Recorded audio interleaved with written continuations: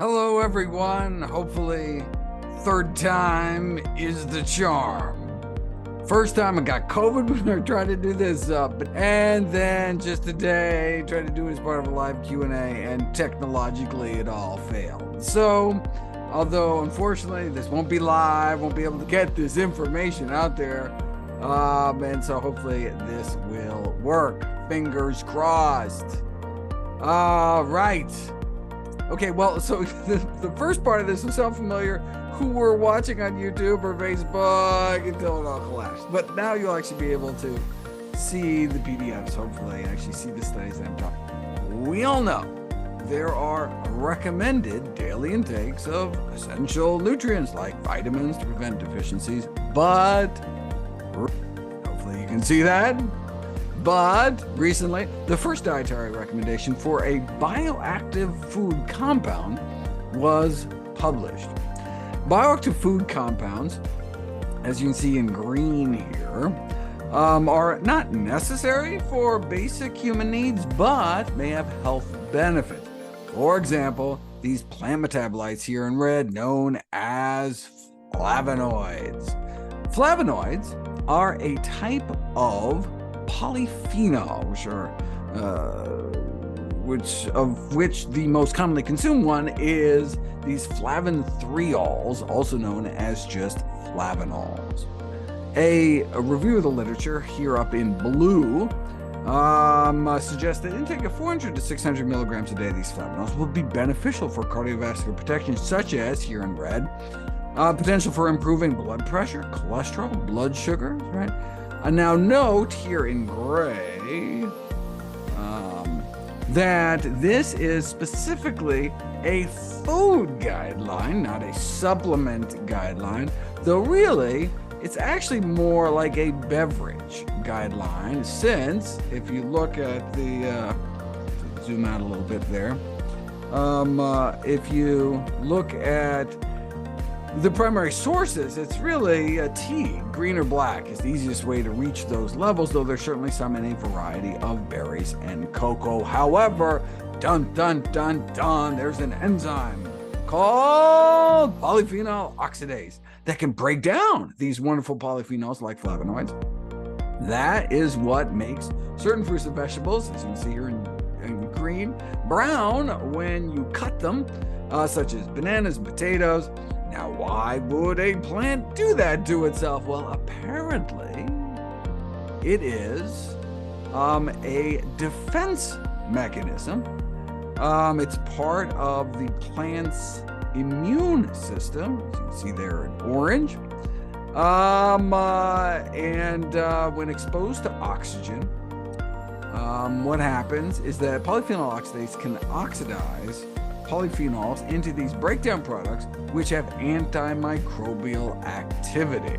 So when a banana gets bruised, for example, there in gray, you cut open an avocado or something, the polyphenol oxidase can start oxidizing polyphenols into these defensive compounds that can glom together here in red, forming a dark compound called melanin. The same class of compounds that darkens the skin of banana also darkens our skin too. Okay, so no problem. We can just not eat bananas that have turned brown, right? Because that's visual evidence that many of the polyphenols have been lost. But what if you mix that banana, which you know is filled with that polyphenol oxidase enzyme, in a smoothie with polyphenol-rich foods like berries or cocoa? Might that, and why you end up with less nutrition? Well, big chocolate-funded researchers sought to find out, and so what they did is they put about a half cup of cocoa's worth of cocoa flavanols in a banana-containing smoothie, compared to the same amount in a berry smoothie with no banana. So here is a measure. Okay, so here is a measure of how many cocoa flavanols make it into your bloodstream within hours, 1, 2, 3, 4, 5, 6 hours after eating the chocolatey berry smoothie, compared to the same amount of cocoa blended into a banana smoothie, right? So the same amount of those cocoa goodies, but it's almost as if there was no cocoa in there at all, presumably because the banana enzymes chopped up all the chocolate goodies. Let's not presume, though. They blended up that chocolatey banana smoothie again, which was just banana, almond milk, cocoa flavanols, and then they just measured the level of flavanols as the smoothie sat for an hour. Check it out. That is what happened. The cocoa flavanols plummeted more than 90%. A half-life of about 10 minutes. So every 10 minutes, the levels of polyphenols drop in half. Now, how do we know it was for sure it was this polyphenol oxidase enzyme? Because then if you add various polyphenol inhibitors,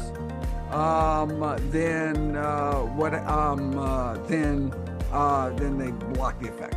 Okay, so no problem if you add bananas to your smoothies, just you have to chug them down before the enzyme does its job, right? I mean, presumably the enzyme would be deactivated when it hit the acid bath of our stomach, but you don't know until you put it to the test. And I love that the researchers did all this, all these extra steps here. So here you are in green here. What they did is this time they had study participants alternate sips between a straight banana almond milk smoothie and like chocolate milk, chocolate flavonoids plus the almond milk, right? So there was no pre-mixing in the blender between the banana enzyme and the flavonols, just mixing in the stomach. Such an elegant research move. Okay, so here's how many cocoa flavanols. Here we go. Here's how many cocoa flavanols make it into your bloodstream sipping the chocolate milk alone. Here with these kind of brown, greenish brown little data here. And then here is when it's mixing just in the stomach when you're alternating sips with a banana smoothie. And so that you get 37% less in your bloodstream, showing that the banana enzyme can still do some polyphenol damage in your stomach.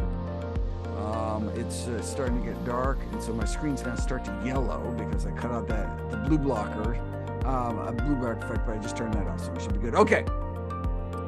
And indeed, in a simulated stomach acid, in kind of simulated stomach acid conditions, yes, the polyphenol oxidase is indeed down, but not out. Okay, so yeah, if you drink some smoothie with a banana, and it's better not to let it sit around, but even if you drink it immediately, you can get less polyphenols in your system than if you had skipped the banana. All right.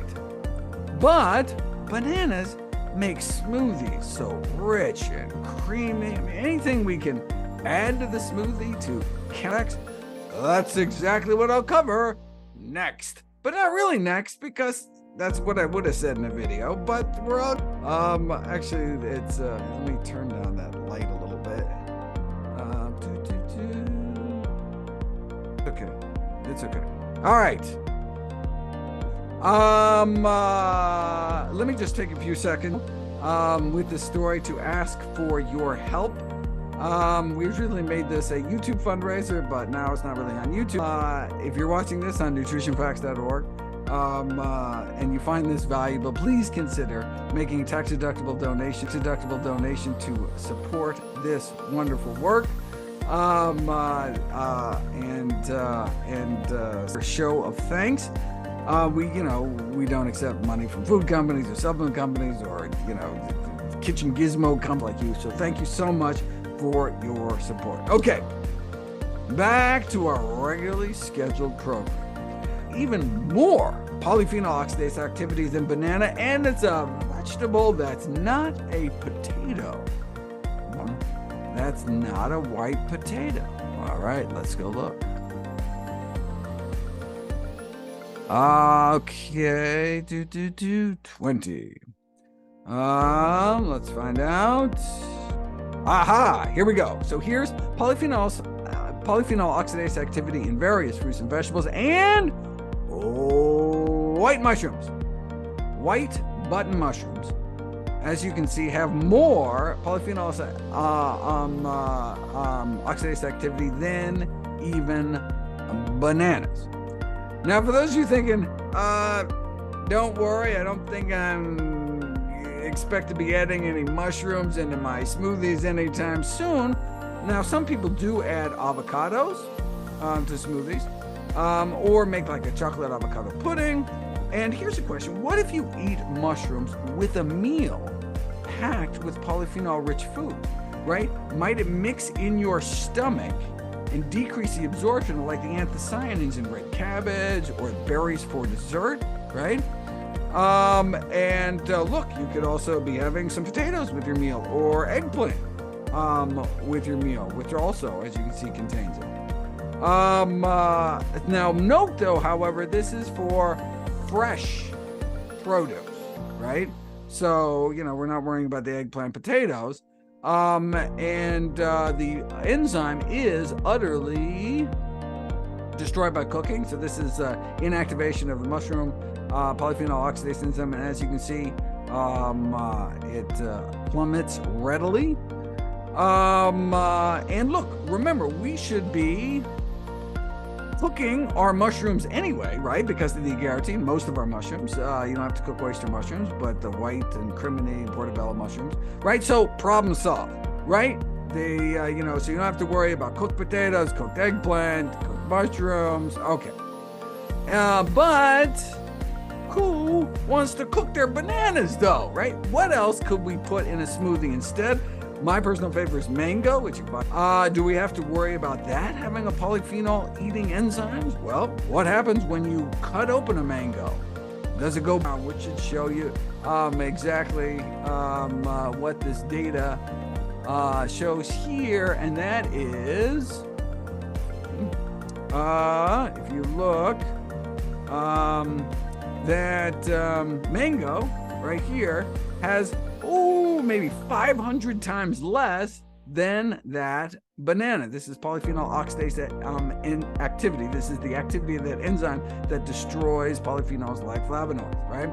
Now, the apple certainly doesn't surprise me, right? Because what happens with apples? It turns brown. But what is with this beet greens? I did not know about that.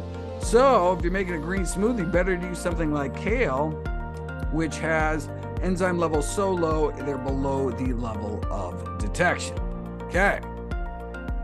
But boy, the smoothie study raises so many interesting questions, right? So forget smoothies. Should you not add bananas? Bananas in your stomach would mix with like the berries, the cocoa that you put in your oatmeal.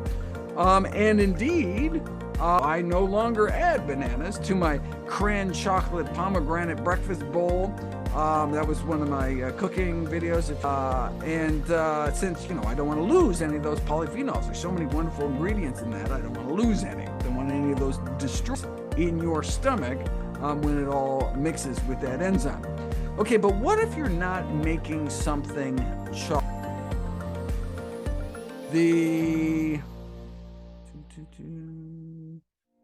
This study only tested the effects of the enzyme on cocoa flavanol. Like, they didn't check to see if like mixing bananas with berries would affect the berry phytonutrients, but the presumption is that it would. And so, what does that mean for like ready to drink bottled smoothie drinks that you might find in the store, right? That may be sitting on the shelf. Well, if it's been pasteurized, then it should be okay, right? Because the heat destroys that enzyme. That's why vegetables are blanched, before they're frozen, to destroy the enzyme. Even just heating Bananas to 70. Let me see, table 2. That's figure 2. I'm looking for. Oh, yeah. Okay. So here we're this is inactivation methods for that enzyme in bananas. Even just heating, in here we're looking at the T2 data right here. Even just heating banana to like 70 degrees C, which is like hot tea, 70 degrees Celsius, for 2 minutes in the presence of vitamin C and citric acid, which might come from lemon juice, for example, would suppress the enzyme by 80%. I'm not suggesting drinking hot smoothies, but rather that those pasteurized smoothie drinks, depending on the ingredients, may not have the same problem as fresh-made smoothies. What about just adding the vitamin C and citric acid alone, like putting lemon juice in your smoothie? That is the T1. Oh, here, let me move this over. That's the T1 data here.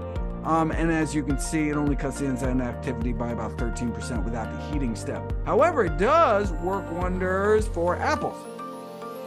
So as you can see here, a cut apple, you just add some lemon juice and you can cut that activity nearly in half.